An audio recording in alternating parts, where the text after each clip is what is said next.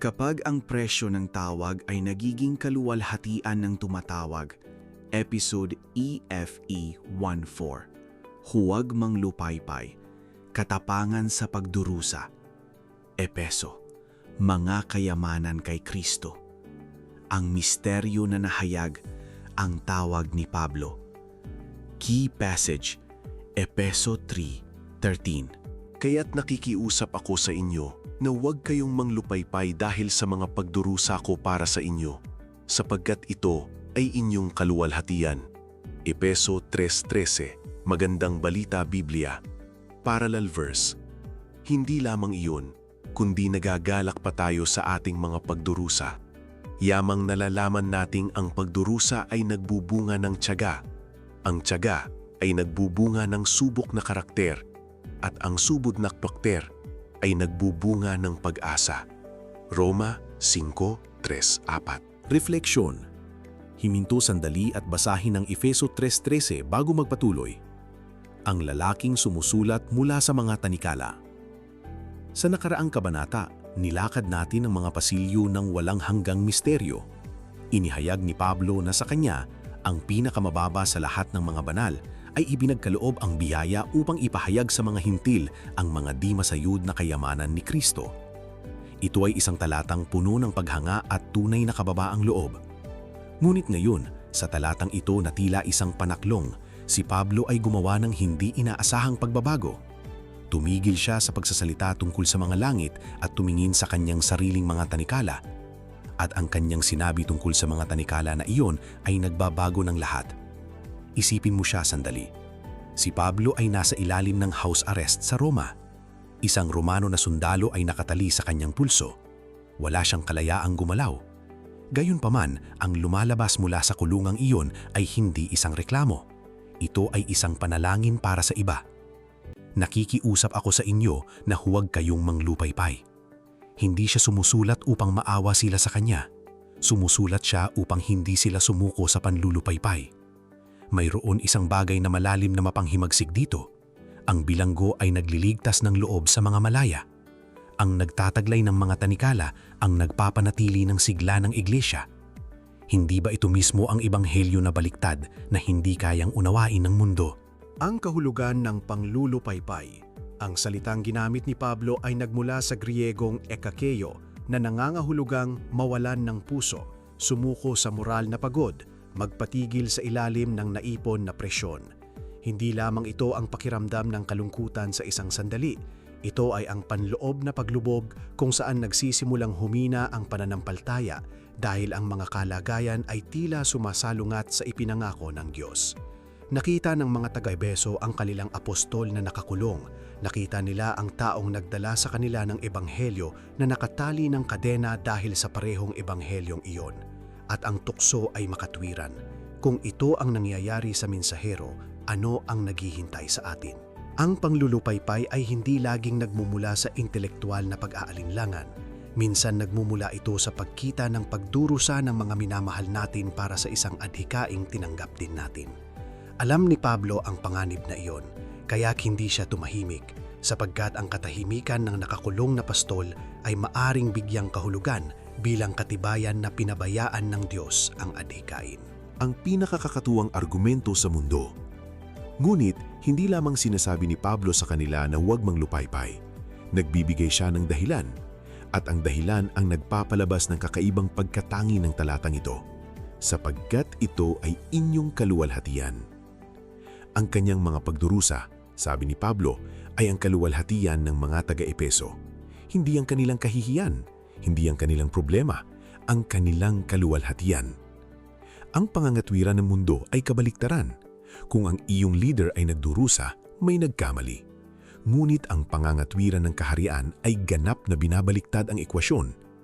Naunawaan ni Pablo ang apostolikong pagdurusa bilang isang kredensyal, hindi bilang isang pagkatalo.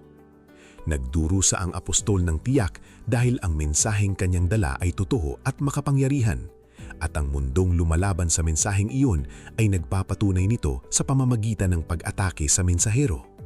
Sa madaling salita, ang mga tanikala ni Pablo ay ang selyo ng pagiging tunay ng ebanghelyong tinanggap ng mga taga-Epeso. Ang pagdurusa bilang kredensyal ng Ebanghelyo. Ang ideyang ito ay tumatawid sa buong teolohiya ni Pablo tulad ng isang gintong sinulid. Sa ikalawang Korinto 4:17, tinawag ni Pablo ang kanyang mga pagdurusa na magaang nakapighatiang panandalian. Ngunit idinagdag niya na nagbubunga ito ng walang hanggang bigat ng kaluwalhatian. Sa Filipos 1:29, idineklara niya na hindi lamang ipinagkaloob sa lumamanampalataya ang manampalataya kay Kristo, kundi pati na ang magdusa para sa Kanya. Ang pagdurusa sa ekonomiya ng kaharian ay hindi isang aksidente ni isang parusa. Ito ay bahagi ng pakete ng tawag. Hindi ito espiritual na masukismo. Ito ay ang pagkilala na sa isang nahulog na mundong lumalaban sa kaharian ng Diyos, ang katapatan sa tunay na mensahe ay laging nagdudulot ng pagtutol. Ang tanong ay hindi kung darating ang oposisyon. Ang tanong ay kung ano ang gagawin nito sa iyo kapag dumating na. Mababalik ka ba nito o makukumpirma ka ba nito? Hindi awa ang hinihiling ni Pablo, kundi pananampalataya. Mayroong mga pastol na gumagamit ng kanilang pagdurusa upang emosyonal na manipulahin ang kanilang mga kongregasyon. Si Pablo ay ginagawa ang eksaktong kabaliktaran. Sinasabi niya sa kanila, "Huwag manglupaypay dahil sa nangyayari sa akin. Huwag kayong mag-abalang masyado sa aking sitwasyon na mawala sa inyo ang sinasabi ng Diyos." Ito ay isa sa pinakamataas na pagpapakita ng espiritual na kapanahunan sa buong bagong tipan. Isang lalaki sa kulungan, sumsulat sa kanyang iglesia, hinihiling sa kanila na huwag gumastos ng emosyonal na lakas sa pagdaing para sa kanyang kalagayan, kundi gamitin ito sa pananatiling matibay sa pananampalataya. Si Spurgeon, sa kanyang sariling mga obserbasyon tungkol sa apostolikong ministeryo na binibigyang kahulugan niya, ay naniniwala na ang lingkod ng Diyos na nagdurusa ng maayos ay nangangaral ng mas mabuti kaysa sa isa na magsalita lamang ng maayos.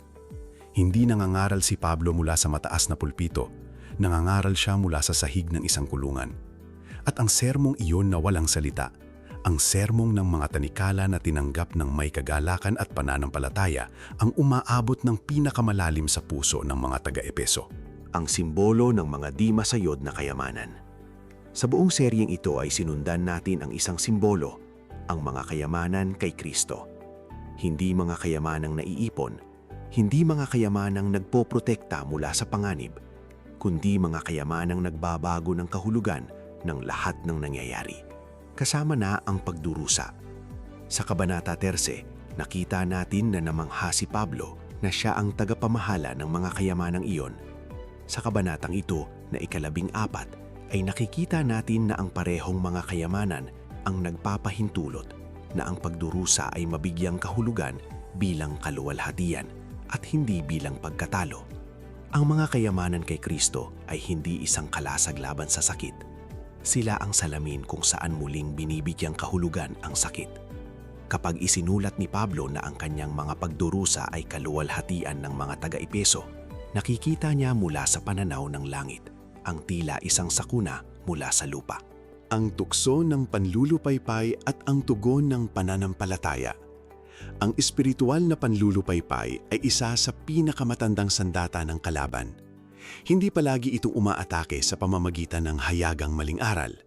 Minsan tinatanggap nito lamang na magsalita ng mas malakas ang nakikitang katotohanan kaysa sa hindi nakikitang pangako. Nakita ng mga taga-Epeso ang mga tanikala ni Pablo. Iyon ay totoo. Ang hindi nila nakita, ang nangangailangan ng pananampalataya upang makita, ay ang mga tanikala na iyon ay ginagamit ng parehong Diyos na nangako na ang lahat ng bagay ay nagtutulungan para sa ikabubuti ng mga nagmamahal sa Kanya, ayon sa Roma 8:28. Ang biblikal na pananampalataya ay hindi bulag na optimismo. Ito ay ang pagpapatibay sa gitna ng nakikitang pagdurusa ng isang katotohanang mas malaki kaysa sa maaabot ng mga pisikal na mata. Ito ang tinatawag ng manununod. Ang kaluwalhatiang nagmumula sa mga tanikala, sapagkat ito ay inyong kaluwalhatian. Ang salitang ginamit dito ay doxa, na sa Griego ng Bagong Tipan ay nangangahulugang kaluwalhatian, karangalan, liwanag. Ang pagpapakita ng kung ano ang totoo at karapat-dapat. Ang mga pagdurusa ni Pablo ay isang pagpapakita na ang ibanghelyong tinanggap ng mga taga-Epeso ay tunay, makapangyarihan at sulit ang presyong ibinabayad para dito. Kapag nagdusa ang isang mensahero para sa kanyang mensahe, ang mensahe ay napatunayan. Walang sinumang kusang loob na nagdudusa para sa isang kasinungalingan na alam niyang kasinungalingan. Ang mga tanikala ni Pablo ay ang pirma sa kontrata ng Ebanghelyo, ang patunay na hindi siya nag-imbento ng maging hawang kwento ni nangaral ng mensaheng idinisenyo upang gawing masadali ang kanyang buhay. Nangaral siya ng katotohanan. Ang katotohanan ay may mga kaaway. Tinali ng mga kaaway na iyon ang kanyang mga kamay.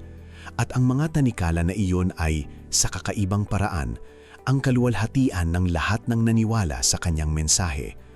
Tunay na pagdurusa, totoong mensahe, ibinabahaging kaluwalhatian.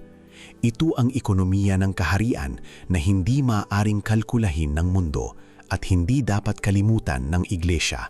Ang pagdudurusa ng tapat na mananampalataya ay hindi katibayan ng pagpapabaya ng Diyos, kundi selyo ng pagiging tunay ng Ebanghelyong kanyang ipinahahayag.